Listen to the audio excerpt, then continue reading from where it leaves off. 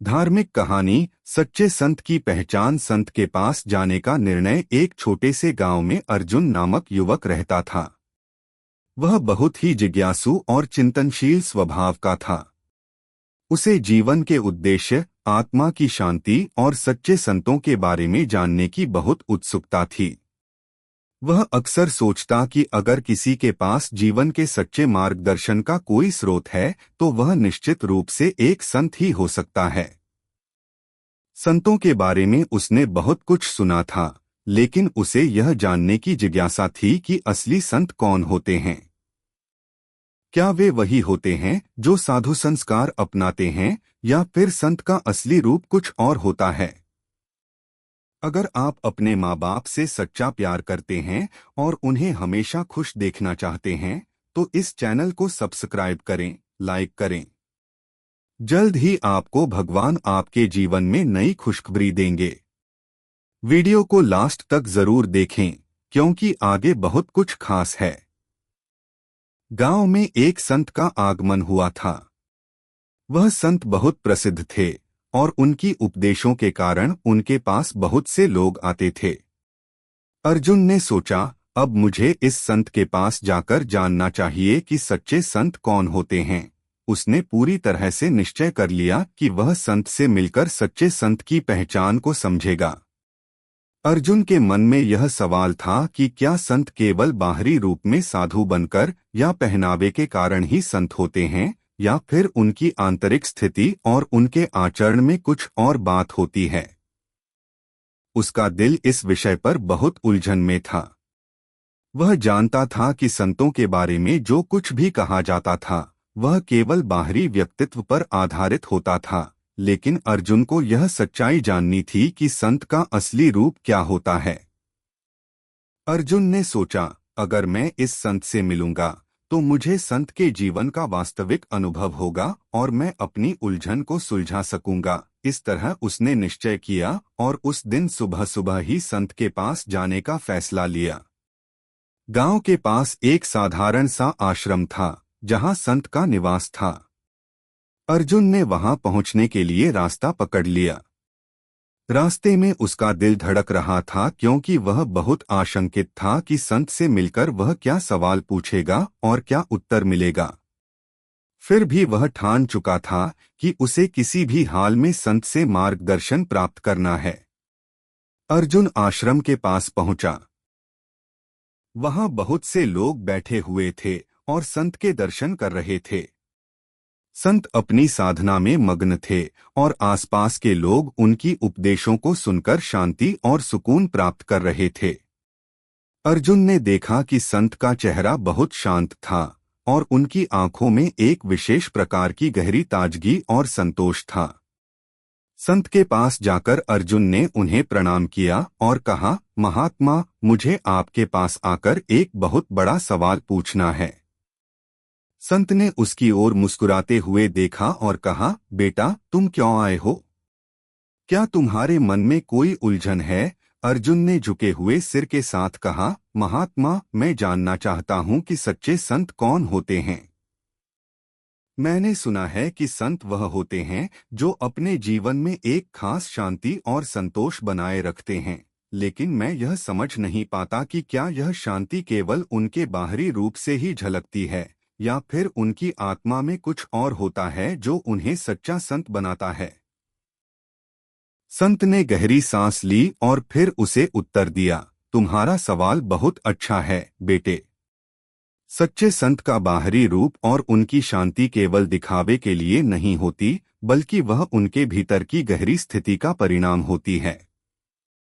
सच्चा संत वही होता है जो हर परिस्थिति में शांति बनाए रखता है, चाहे वह सुख हो या दुख। वह कभी भी किसी भी बाहरी चीज से प्रभावित नहीं होता, क्योंकि उसकी आंतरिक स्थिति पूरी तरह से संतुलित रहती है। अर्जुन को संत के उत्तर से एक नई रोशनी मिली, लेकिन फिर भी उसके मन में कई और सवाल थे। उसने पूछा, महात्मा, क्या एक सच्चा संत कभी गुस्से में नहीं आता, या क्या वह कभी दुखी नहीं होता? संत ने उसकी बात को ध्यान से सुना और फिर उत्तर दिया, सच्चा संत गुस्से को नियंत्रित करता है, लेकिन वह कभी भी गुस्से में नहीं आता। गुस्सा केवल एक प्रतिक्रिया है जो हमारी आंतरिक अशांति का परिणाम है।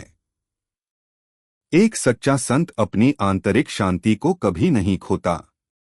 अर्जुन ने थोड़ा विचार किया और फिर पूछा, लेकिन महात्मा, यदि किसी व्यक्ति के साथ अन्याय हो तो क्या सच्चे संत को उसे सहन करना चाहिए? संत ने मुस्कुराते हुए कहा, सच्चा संत किसी भी प्रकार के अन्याय को सहन करने के बजाय उसे बदलने की कोशिश करता है, लेकिन वह कभी भी दूसरों को नुकसान नहीं पहुंचाता। उसका आचरण हमेशा दयालु और संतुलित रहता है। संत की बातें अर्जुन के मन में गहरे तक समा गईं। उसने महसूस किया कि संत का जीवन केवल बाहरी दिखावे से नहीं, बल्कि उनके आंतरिक दृष्टिकोण से निर्धारित होता है। वह यह भी समझ गया कि सच्चे संत को जानने के लिए हमें केवल उनके आचरण, उनके कर्म और उनके भीतर की शांति को देखना चाहिए, न कि उनके कपड़े, उनके शरीर की बनावट या उनके बाहरी रूप को। अर्जुन ने संत से और सवाल पूछने की इच्छा जताई, लेकिन संत ने उसे शांत करते हुए कहा, अर्जुन, सच्चे संत की पहचान केवल बाहरी रूप से नहीं की जा सकती। संत का असली रूप उनके आचरण, उनके विचारों और उनके आंतरिक शांति में निहित होता है। तुम यदि सच्चे संत की पहचान करना चाहते हो तो तुम्हें अपनी आत्मा की गहराई में जाकर यह समझना होगा कि संत का असली रूप क्या है। अर्जुन ने सिर झुका लिया और संत के उत्तर को अपने दिल में समाहित किया। उसकी जिज्ञासा और उलझनें धीरे धीरे शांत हो रही थीं। उसने संकल्प किया कि वह अपने जीवन को संत की तरह जीने की कोशिश करेगा, ताकि वह भी शांति और संतोष की अवस्था को प्राप्त कर सके। अर्जुन ने संत को धन्यवाद दिया और वहां से लौटने का निर्णय लिया। लेकिन इस बार वह खाली हाथ नहीं जा रहा था। उसके मन में एक नया दृष्टिकोण था और उसकी आंखों में आत्मविश्वास की चमक थी। अब उसे यह समझ में आ गया था कि सच्चा संत बाहरी दिखावे से नहीं, बल्कि आंतरिक शांति और संतुलन से पहचाना जाता है। अर्जुन का जीवन अब एक नए मार्ग पर चलने के लिए तैयार था।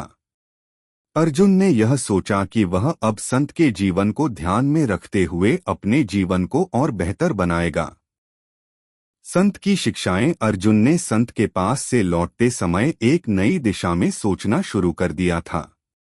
उसकी आंखों में नए उत्साह और जिज्ञासा का संचार हो गया था।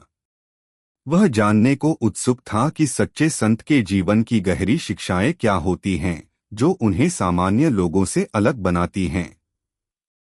संत ने उसे जो बातें बताई थीं, वे उसकी सोच को बदलने में मदद कर चुकी थीं, लेकिन उसे अब भी और अधिक जानने की इच्छा थी। उसे समझ में आ गया था कि सच्चे संत का जीवन सिर्फ दिखावा या बाहरी भव्यता से नहीं, बल्कि उनके आंतरिक संतुलन, शांति और कर्मों से परिभाषित होता है। एक दिन अर्जुन फिर से संत के पास पहुंचा। उसने इस बार ठान लिया था कि वह संत से और गहरी शिक्षाएं प्राप्त करेगा, ताकि वह अपने जीवन में उन्हें लागू कर सके। जैसे ही वह संत के पास पहुंचा, उन्होंने उसे देखकर मुस्कुराते हुए कहा, तुम फिर से आए हो बेटा, क्या और कुछ जानने की इच्छा है? अर्जुन ने सिर झुकाकर कहा, महात्मा, मुझे आपके ज्ञान की और अधिक आवश्यकता है। आप मुझे बताइए कि सच्चे संत के जीवन में कौन सी ऐसी बातें होती हैं जो उन्हें बाकी लोगों से अलग बनाती हैं। संत ने उसकी बात को सुना और फिर गहरी सांस लेकर बोले, सच्चे संत के जीवन में कुछ विशेष गुण होते हैं। ये गुण केवल बाहरी दृष्टिकोण से नहीं, बल्कि उनके आंतरिक दृष्टिकोण से निकलते हैं। आज मैं तुम्हें उन गुणों के बारे में बताऊंगा जो सच्चे संत के जीवन का हिस्सा होते हैं। संत ने आगे कहना शुरू किया, सच्चे संत सबसे पहले शांति और संतोष को अपनी जीवन का हिस्सा मानते हैं। वे कभी भी बाहरी परिस्थितियों के प्रभाव में नहीं आते। चाहे वे सुखी हों या दुखी, वे हमेशा संतुलित रहते हैं। उनके भीतर एक गहरी शांति होती है जो कभी भी हलचल नहीं करती। यह शांति उनके मन, उनकी सोच और उनके कर्मों में स्पष्ट रूप से दिखाई देती है। अर्जुन ने पूछा, तो क्या इसका मतलब यह है कि सच्चे संत को जीवन में कभी दुख नहीं होता? संत ने उत्तर दिया, नहीं बेटा, सच्चे संत को भी दुख होता है, लेकिन उनका दुख केवल अस्थायी होता है। वे दुख के समय भी उस स्थिति को समझने और स्वीकार करने की क्षमता रखते हैं। वे जानते हैं कि दुख जीवन का हिस्सा है और उसे सहन करने के बजाय वे उसे एक अनुभव के रूप में लेते हैं। वे कभी भी दुख को स्थायी रूप से अपने जीवन का हिस्सा नहीं मानते। अर्जुन सोच में पड़ गया और फिर उसने एक सवाल किया, महात्मा, क्या यह सच है कि सच्चे संत कभी गुस्से में नहीं आते? संत ने हंसते हुए कहा, गुस्सा आता है, लेकिन सच्चे संत उसे काबू में रखते हैं। वे गुस्से को कभी भी अपने विचारों और कर्मों पर हावी नहीं होने देते। वे जानते हैं कि गुस्सा केवल आत्मा की अशांति को बढ़ाता है और इससे बाहर की दुनिया से भी अच्छे संबंध स्थापित नहीं होते। इसलिए वे गुस्से को तुरंत पहचानते हैं और उसे शांत करने के उपाय ढूंढते हैं। तो क्या गुस्सा न आना और दुख को न झेलना सच्चे संत की पहचान है? अर्जुन ने पूछा। संत ने कहा, नहीं बेटा, यह केवल एक हिस्सा है। सच्चे संत की पहचान उनके आंतरिक संतुलन से होती है। जब दुनिया का शोर उनके भीतर नहीं आता, जब वे अपनी स्थिति और परिस्थिति को समझने और स्वीकार करने की क्षमता रखते हैं, तभी वे सच्चे संत कहलाते हैं। संत की ये बातें अर्जुन के मन में गहरे तक समा गईं। उसे अब यह समझ में आ गया था कि सच्चे संत का जीवन बाहरी रूप से नहीं, बल्कि उनके आंतरिक अनुभवों और दृष्टिकोण से बनता है। संत ने उसकी समझ को और भी गहरा किया। फिर संत ने अर्जुन से पूछा, अब तुम समझ रहे हो न कि सच्चे संत का जीवन कैसा होता है? अर्जुन ने सिर झुकाकर उत्तर दिया, जी हाँ महात्मा, अब मुझे समझ में आ गया है। सच्चे संत वही होते हैं जो जीवन के हर अनुभव को शांति से स्वीकार करते हैं और अपनी आंतरिक शांति को कभी खोने नहीं देते। संत ने मुस्कुराते हुए कहा, तुमने सही समझा है बेटा। अब तुम्हें यह भी समझना होगा कि सच्चे संत का जीवन अपने आप में एक साधना है। वे हमेशा आत्मनियंत्रण, त्याग और सेवा भाव में रहते हैं। उनका जीवन दूसरों के कल्याण के लिए होता है। अर्जुन ने ध्यान से संत की बातों को सुना और पूछा, महात्मा, क्या आत्मनियंत्रण का मतलब सिर्फ अपने क्रोध और इच्छाओं को रोकना है? संत ने उत्तर दिया, नहीं बेटा, आत्मनियंत्रण का मतलब केवल क्रोध या इच्छाओं को नियंत्रित करना नहीं है। असल में आत्मनियंत्रण का मतलब है अपनी सोच, अपने विचार और अपनी भावनाओं पर नियंत्रण पाना। सच्चे संत हमेशा अपनी मानसिक स्थिति को नियंत्रित करते हैं ताकि उनके भीतर का शोर कभी भी बाहर की दुनिया से प्रभावित न हो। वे कभी भी अपनी स्थिति को असहनीय नहीं मानते। अर्जुन को अब यह समझ में आ गया था कि सच्चे संत का जीवन एक निरंतर साधना है। उन्हें कभी भी अपने आंतरिक शांति को खोने का डर नहीं होता। वे हमेशा संतुलित रहते हैं और उनकी आंतरिक शांति ही उन्हें सच्चा संत बनाती है। संत ने फिर कहा, अब एक और महत्वपूर्ण बात है बेटा। सच्चे संत का जीवन स्वार्थ से परे होता है। वे कभी भी अपनी भलाई या सुख के लिए नहीं जीते। उनका जीवन दूसरों के कल्याण के लिए होता है। वे हमेशा दूसरों की मदद करते हैं, उनके दुखों को समझते हैं और उन्हें सहन करते हैं। वे जो कुछ भी करते हैं वह दूसरों के लिए होता है, क्योंकि उनका जीवन दूसरों की सेवा में समर्पित होता है। अर्जुन ने संत की बातों को ध्यान से सुना और समझा। उसे अब यह स्पष्ट हो गया था कि सच्चा संत वही होता है जो स्वार्थ से मुक्त होकर केवल दूसरों की भलाई के लिए काम करता है। वह अपनी शांति, संतोष और सुख की तलाश बाहर नहीं करता, बल्कि वह इन सबको अपने भीतर ही खोजता है। अर्जुन ने संत के आगे प्रणाम किया और अपने मन में ठान लिया कि वह अब अपने जीवन को इन शिक्षाओं के अनुसार जीने की कोशिश करेगा। संत के दर्शन ने उसे जीवन के सच्चे अर्थ को समझने का मार्ग दिखाया था और अब वह अपने जीवन को एक नए उद्देश्य की ओर दिशा देने के लिए तैयार था। परीक्षा का अवसर अर्जुन को संत की शिक्षाओं का गहरा प्रभाव पड़ा था। उसने महसूस किया था कि जीवन का असली उद्देश्य केवल बाहरी सुख सुविधाओं में नहीं, बल्कि भीतर की शांति और संतोष में है। संत के साथ बिताए गए कुछ दिनों में उसने यह समझ लिया था कि सच्चे संत वही होते हैं जो हर स्थिति में संतुलित रहते हैं, चाहे सुख हो या दुख, समृद्धि हो या विपत्ति। संत के साथ उसकी यात्रा ने उसकी सोच को नया दृष्टिकोण दिया था, लेकिन अब वह और भी गहरी समझ प्राप्त करना चाहता था। एक दिन संत ने अर्जुन को अपने पास बुलाया और कहा, बेटा, अब समय आ गया है कि तुम एक बड़ी परीक्षा से गुजरो। मैं चाहता हूं कि तुम मेरे साथ एक यात्रा पर चलो, जहां तुम्हें अपने धैर्य, शांति और संतुलन का परीक्षण करना होगा। अर्जुन ने संत की बातों को ध्यान से सुना और आत्मनिर्णय लिया कि वह इस परीक्षा में जरूर शामिल होगा।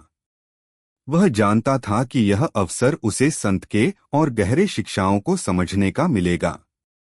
संत के आदेश पर वह पूरी तरह तैयार हो गया और दोनों ने यात्रा की शुरुआत की। संत और अर्जुन जंगल की ओर चल पड़े। रास्ता कठिन था और जंगल का वातावरण भी डरावना था। कंटीली झाड़ियां, बर्फीली हवा और पेड़ों की गहरी छाव, इन सब चीजों के बावजूद संत और अर्जुन बिना रुके चलते रहे।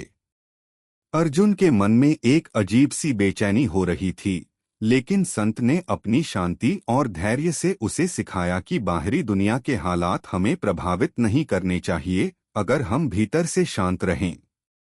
चलते चलते संत ने कहा, अर्जुन, ध्यान रखो, जीवन की यात्रा भी ऐसी ही होती है। इसमें कठिनाइयां आती हैं, लेकिन जब तक तुम अपनी शांति और संतुलन बनाए रखोगे, तब तक कोई भी परिस्थिति तुम्हें विचलित नहीं कर सकती। अर्जुन को संत की यह बात समझ में आने लगी थी, लेकिन फिर भी उसे अपनी परीक्षा की चिंता थी। वह यह जानना चाहता था कि संत के अनुसार सच्ची परीक्षा क्या होती है, जो उसे पास करनी चाहिए। कुछ घंटों बाद वे एक नदी के किनारे पहुंचे। नदी का पानी तेज बहाव में था और उसकी धारा बहुत जोर से बह रही थी। संत ने अर्जुन से कहा, हमारी यात्रा अब यहीं खत्म होती है। तुम्हें अब नदी पार करनी होगी। अर्जुन ने नदी के पानी को देखा और उसका मन डर से भर गया। उसे लगा कि यह काम आसान नहीं होगा। वह जानता था कि यदि नदी के पानी में गिर गया तो वह बहुत मुश्किल से बाहर आ सकेगा। उसने संत से कहा, महात्मा, यह नदी का पानी बहुत तेज है। मैं कैसे इसे पार कर सकता हूँ? संत ने धीरे से कहा, तुम्हें डरने की कोई जरूरत नहीं है, अर्जुन। यह नदी तुम्हारी परीक्षा का हिस्सा है। जब तुम अपने डर को पार कर सकोगे, तभी तुम सच्चे संत की पहचान को समझ पाओगे। अर्जुन ने घबराहट के साथ नदी के पानी को देखा और फिर धीरे धीरे संत के पीछे चल पड़ा। जैसे ही उसने नदी में कदम रखा, पानी का बहाव तेज हो गया और उसके पांवों के नीचे से जमीन सरकने लगी। उसका मन डर से भर गया और उसकी धड़कनें तेज हो गईं। उसे लगा कि वह कभी इस नदी को पार नहीं कर पाएगा। तभी संत ने उसे शांत किया, तुम्हारा डर तुम्हारी शांति को तोड़ सकता है। अपने भीतर की शांति और संतुलन को बनाए रखो।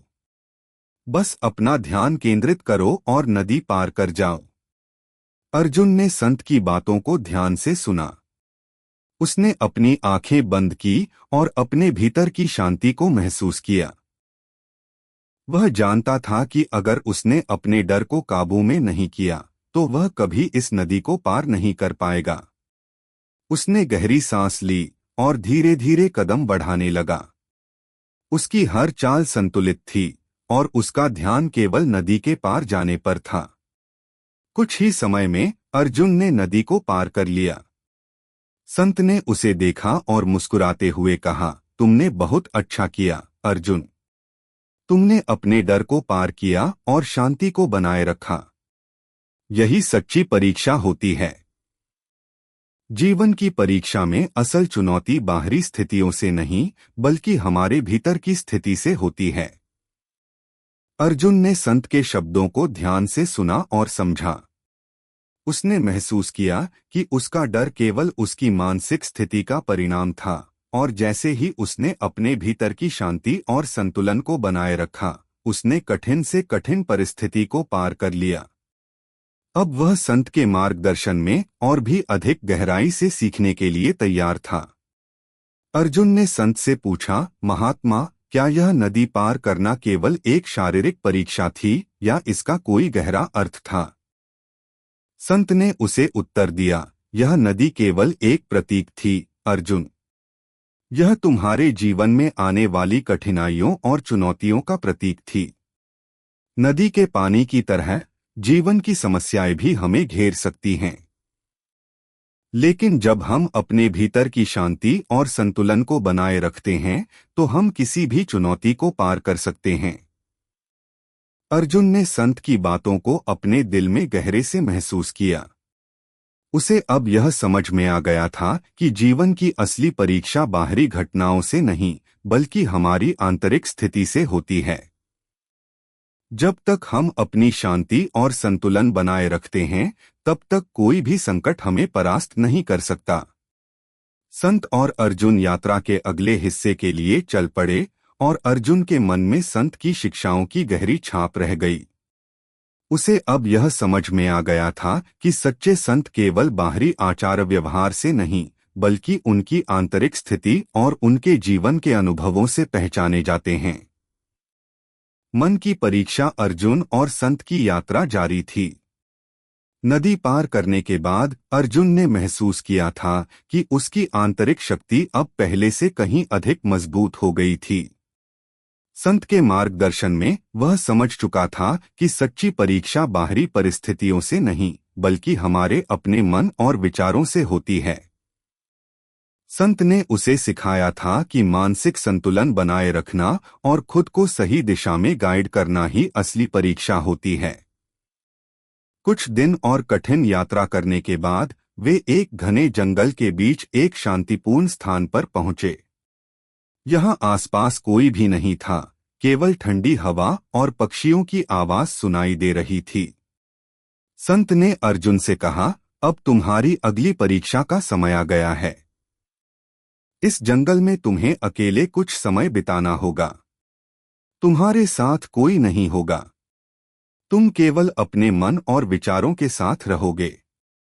यह समय तुम्हारे भीतर की स्थिति को जानने का है।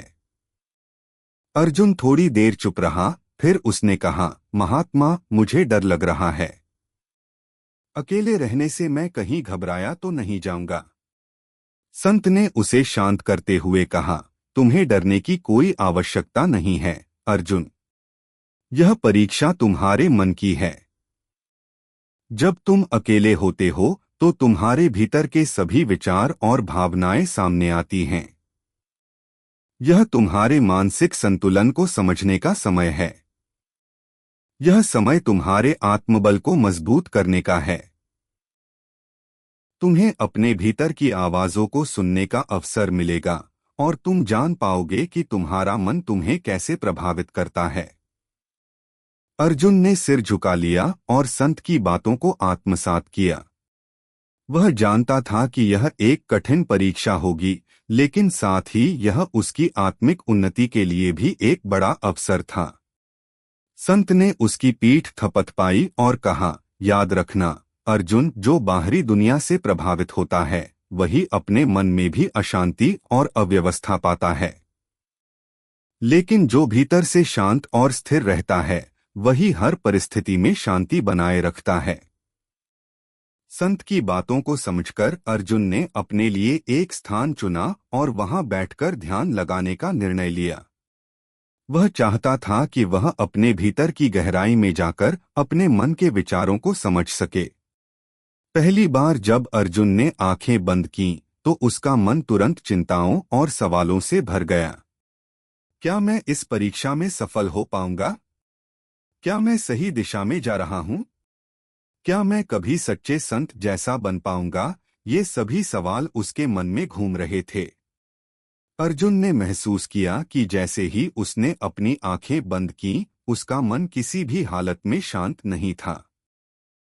लेकिन जैसे जैसे समय बीतता गया, अर्जुन ने संत के शब्दों को याद किया, जो भीतर से शांत रहता है वही हर परिस्थिति में शांति बनाए रखता है।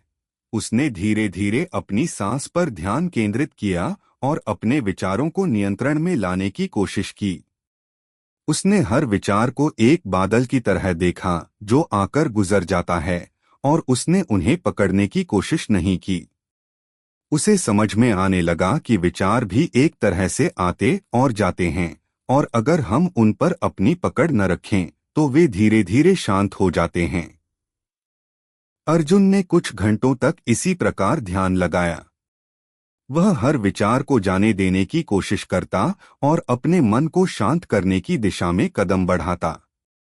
पहले तो उसे बहुत कठिनाई हुई, लेकिन जैसे जैसे समय गुजरता गया, वह अपने भीतर के शोर को कम करने में सक्षम होने लगा।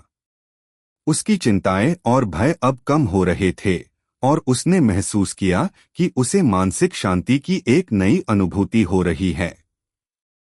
शाम के समय संत अर्जुन के पास लौटे। अर्जुन ने संत से कहा, महात्मा, मैंने बहुत कठिन प्रयास किया।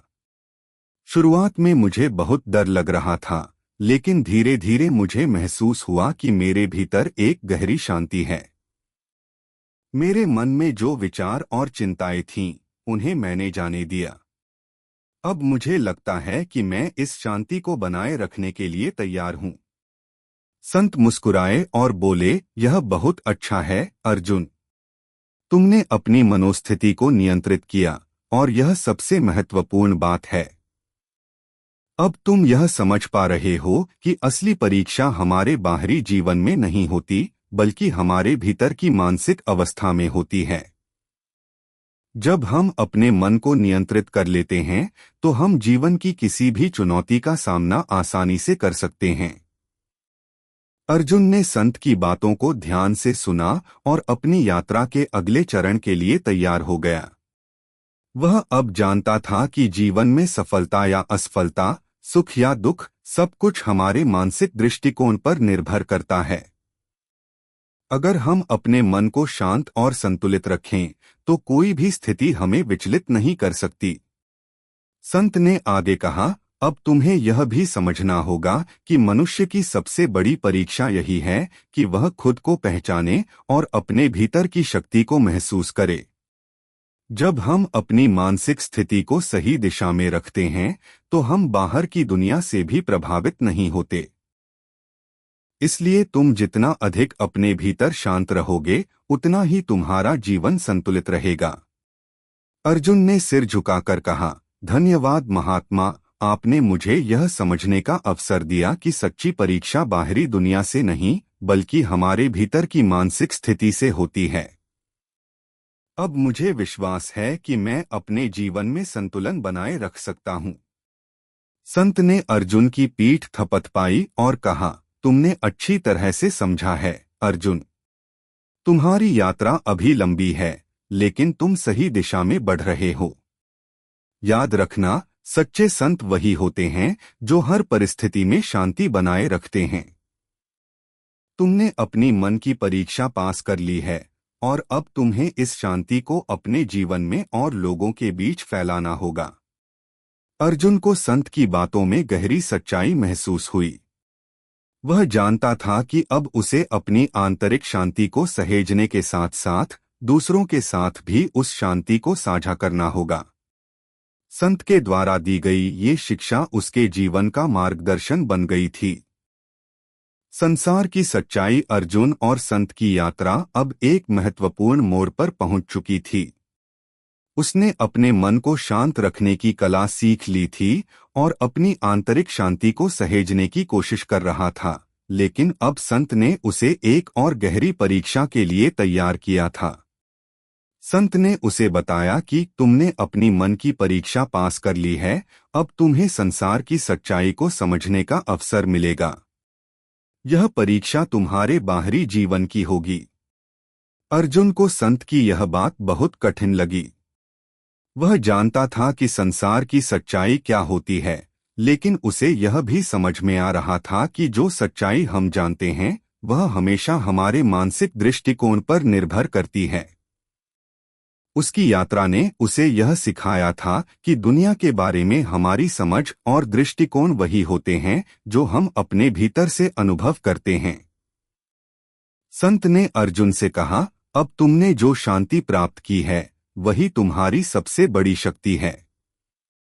लेकिन जब तुम इस संसार में लोगों से मिलोगे तो तुम्हें यह देखना होगा कि उनका जीवन तुम्हारे जैसा नहीं है।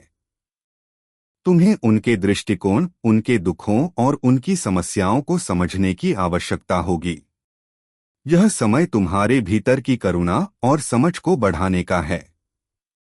अर्जुन ने संत की बातों को ध्यान से सुना और वह समझ गया कि अब उसे केवल अपनी शांति बनाए रखने से काम नहीं चलेगा, बल्कि उसे संसार के दुखों को भी समझना होगा और लोगों के साथ मिलकर उनका समाधान ढूंढना होगा। संत और अर्जुन एक छोटे से गांव में पहुंचे। यहाँ के लोग साधारण जीवन जीते थे, लेकिन उनके चेहरों पर चिंताओं और दुखों की छाप साफ दिखाई देती थी। अर्जुन ने देखा कि लोग खेद और अशांति से भरे हुए थे, लेकिन संत शांत और धैर्य से उनके बीच में थे। संत ने अर्जुन से कहा, यह वह समय है जब तुम्हें संसार की सच्चाई का सामना करना होगा। इन लोगों के दुखों को समझो और देखो कि तुम उनके लिए क्या कर सकते हो।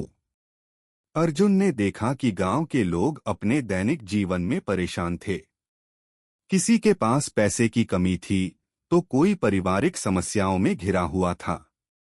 एक महिला अपनी बीमार बेटी के इलाज के लिए धन इकट्ठा करने की कोशिश कर रही थी, लेकिन उसके पास इलाज के लिए पर्याप्त पैसे नहीं थे। एक किसान अपनी टूटी हुई फसल को देखकर गमगीन था, क्योंकि उसे किसी प्रकार की मदद नहीं मिल रही थी। अर्जुन ने देखा कि इन सभी लोगों के चेहरों पर एक ही दुख था, निराशा। संत ने अर्जुन को समझाया, यह संसार हमेशा एक जैसा नहीं होता। कभी सुख होता है तो कभी दुख। जीवन के उतार चढ़ाव सभी के हिस्से होते हैं, लेकिन सच्चे संत वही होते हैं जो इन सभी परिस्थितियों में संतुलित रहते हैं। वे कभी भी जीवन की समस्याओं से नहीं भागते, बल्कि उनका सामना करते हैं। अर्जुन ने पूछा, महात्मा, क्या मैं इन लोगों की मदद कर सकता हूँ? मुझे लगता है कि मेरे पास कोई विशेष शक्ति नहीं है जो मैं इनकी समस्याओं का समाधान कर सकूं। संत ने मुस्कुराते हुए उत्तर दिया, तुम्हारा एक साधारण तरीका ही इन लोगों के लिए मददगार हो सकता है, अर्जुन। तुम अगर इनकी समस्याओं को समझने और करुणा के साथ सहयोग करने की कोशिश करोगे तो तुम इनकी स्थिति को थोड़ा और बेहतर बना सकते हो। तुम्हें यह समझना होगा कि सच्ची मदद कभी भी बड़ी चीजों में नहीं होती, बल्कि वह छोटी छोटी चीजों में होती है। अर्जुन को संत की बातों का सही अर्थ समझ में आया। उसने गांव में लोगों से मिलकर उनकी समस्याओं को सुना और जहां तक हो सका उनकी मदद करने की कोशिश की। वह महिला जो अपनी बीमार बेटी के इलाज के लिए परेशान थी, अर्जुन ने उसे कुछ पैसे दिए ताकि वह अपनी बेटी का इलाज करवा सके। किसान के साथ मिलकर अर्जुन ने कुछ समय तक खेतों में काम किया ताकि उसकी फसल की हालत सुधार सके। इन छोटे छोटे कार्यों ने अर्जुन के मन में गहरी संतुष्टि और शांति का एहसास कराया। लेकिन जब अर्जुन ने इन कार्यों के बाद देखा तो उसने महसूस किया कि गांव के लोग फिर भी पूर्ण रूप से खुश नहीं थे। उनका जीवन फिर भी कठिन था। उसे यह समझ में आया कि बाहरी मदद और सुख की वस्तुएं हमेशा स्थायी नहीं होती। संत ने उसकी यह चिंता दूर करते हुए कहा, बेटा, यह सत्य है कि संसार के दुखों का अंत करना आसान नहीं होता। लेकिन यदि हम उनके दुखों में सहभागी बनकर उन्हें समझते हैं तो हम उनकी स्थिति में एक प्रकार का संतुलन ला सकते हैं। सच्ची सहायता यही होती है कि हम किसी के दुख में साथ दें, न कि केवल उनकी स्थिति को बदलने का प्रयास करें। अर्जुन ने संत के शब्दों को गहरे से समझा। उसने महसूस किया कि संसार में दुखों का अंत करना संभव नहीं हो सकता, लेकिन इन दुखों में सहभागी बनकर और एक दूसरे के साथ मदद करके हम जीवन को थोड़ा बेहतर बना सकते हैं। सच्ची सहायता देने का तरीका यह है कि हम अपने आंतरिक शांति और संतुलन को बनाए रखते हुए दूसरों के दुखों का हिस्सा बनें और उन्हें इस कठिन यात्रा में अपना साथ दें। संत और अर्जुन ने कई दिनों तक गांव में समय बिताया, जहां अर्जुन ने समझा कि संसार की सच्चाई यही है कि यहाँ सुख और दुख दोनों आते हैं, लेकिन असली संत वही होते हैं जो इन दोनों को अपने भीतर शांति और संतुलन बनाए रखते हुए स्वीकार करते हैं। उन्होंने यह भी सीखा कि सच्चा संत केवल अपनी आंतरिक शांति को नहीं सहेजता, बल्कि दूसरों की स्थिति को समझते हुए उनकी मदद करता है। अर्जुन को अब यह समझ में आ गया था कि सच्चा संत वही होता है जो संसार की कठिनाइयों का सामना करते हुए अपने भीतर की शांति को खोए बिना दूसरों के साथ उनका दुख साझा करता है। संत की शिक्षाएं अब उसकी पूरी जीवन दृष्टि का हिस्सा बन चुकी थीं। सच्चे संत की पहचान अर्जुन की यात्रा अब एक अंतिम मोड़ पर पहुंच चुकी थी। उसने जीवन की कई महत्वपूर्ण बातें सीखी थीं, मन की शांति, संतुलन और दूसरों के दुखों को समझने का तरीका। संत के साथ बिताए गए समय में उसे यह भी समझ में आ चुका था कि सच्चे संत की पहचान केवल बाहरी रूपरंग, उनके वेशभूषा या उनके आचार व्यवहार से नहीं होती। असल में सच्चे संत वही होते हैं जो अपने भीतर की शांति को हर परिस्थिति में बनाए रखते हैं और दूसरों के साथ भी करुणा और प्रेम से व्यवहार करते हैं। अब अर्जुन को अपने जीवन का सबसे बड़ा प्रश्न हल करना था, सच्चे संत की पहचान क्या होती है। संत ने उसे इस यात्रा की अंतिम परीक्षा देने के लिए एक पहाड़ी पर जाने का आदेश दिया। वह जानता था कि यह परीक्षा अर्जुन की आंतरिक समझ और धैर्य की होगी। अर्जुन और संत दोनों पहाड़ी की ओर बढ़े। रास्ता बहुत कठिन था और उनका रास्ता बहुत ही संकरा और कंटीला था, लेकिन अर्जुन अब पहले की तरह घबराया हुआ नहीं था। उसे यह समझ में आ गया था कि जीवन की यात्रा कठिन हो सकती है, लेकिन अगर हम अपना मानसिक संतुलन बनाए रखें तो कोई भी राह आसान हो जाती है। जब वे पहाड़ी की चोटी पर पहुंचे तो संत ने अर्जुन से कहा, बेटा, अब तुम्हें एक अंतिम परीक्षा देनी होगी। तुम यहाँ अकेले रुकोगे और अपनी सोच के साथ संपर्क स्थापित करोगे। यह तुम्हारे भीतर के संत की पहचान की परीक्षा होगी। अर्जुन थोड़ी देर चुप रहा, लेकिन संत के आदेश का पालन करते हुए उसने पहाड़ी की चोटी पर ध्यान की मुद्रा में बैठने का निर्णय लिया। वह पूरी तरह से आत्मसात करना चाहता था कि सच्चे संत की पहचान केवल बाहरी रूप से नहीं, बल्कि उनके आंतरिक गुणों से होती है। सूर्य अस्ताचल में जा रहा था और आसमान में सुनहरे रंग बिखरे हुए थे। हवा ठंडी और ताजगी से भरी हुई थी। अर्जुन ने आंखें बंद की और अपनी श्वास पर ध्यान केंद्रित किया। वह महसूस करने लगा कि उसका मन शांत हो गया है, लेकिन थोड़ी देर बाद उसके भीतर से एक और विचार उभरा, क्या मैं सही दिशा में जा रहा हूँ? क्या मेरे जीवन का उद्देश्य यही है? क्या मैं कभी सच्चा संत बन पाऊंगा? ये विचार फिर से उसके मन में घूमने लगे, लेकिन उसने अपने भीतर की शांति को बनाए रखने की कोशिश की। उसने सोचा कि इन विचारों को जाने देना ही बेहतर है। जैसे ही उसने अपने मन को शांत किया, एक नई आंतरिक समझ आई, सच्चा संत वही है जो न केवल अपने मन को शांत रखता है, बल्कि दूसरों के लिए भी वही शांति और करुणा फैलाता है। कुछ देर बाद संत पहाड़ी की चोटी पर आए और अर्जुन से पूछा, बेटा, अब तुम क्या समझते हो? क्या तुमने सच्चे संत की पहचान पा ली है? अर्जुन ने शांत मन से उत्तर दिया, महात्मा, अब मुझे यह समझ में आ गया है कि सच्चा संत वह नहीं है जो बाहर से दिखावा करता है। सच्चा संत वही है जो हर परिस्थिति में अपनी आंतरिक शांति बनाए रखता है और दूसरों के प्रति करुणा और प्रेम दिखाता है। वह न किसी दिखावे में फंसा रहता है, न ही किसी बाहरी सुख साधनों का पीछा करता है। उसका उद्देश्य केवल आत्मज्ञान और दूसरों की भलाई करना होता है। संत ने उसकी बातों को सुना और कहा, तुमने बहुत अच्छा समझा है अर्जुन। सच्चे संत की पहचान केवल उसके बाहरी रूप से नहीं बल्कि उसके आंतरिक गुणों से होती है। वह शांति, संतोष और प्रेम का प्रतीक होता है। वह किसी भी परिस्थिति में संतुलित रहता है और दुनिया के दुखों को समझकर उनका समाधान करने का प्रयास करता है। अर्जुन अब पूरी तरह से संत की बातें समझ चुका था। उसने महसूस किया कि जीवन की सच्ची यात्रा यह नहीं है कि हम कितनी बाहरी संपत्ति या प्रसिद्धि प्राप्त करते हैं, बल्कि यह है कि हम अपने भीतर की शांति और संतुलन को कैसे बनाए रखते हैं और दूसरों के प्रति करुणा और प्रेम कैसे व्यक्त करते हैं।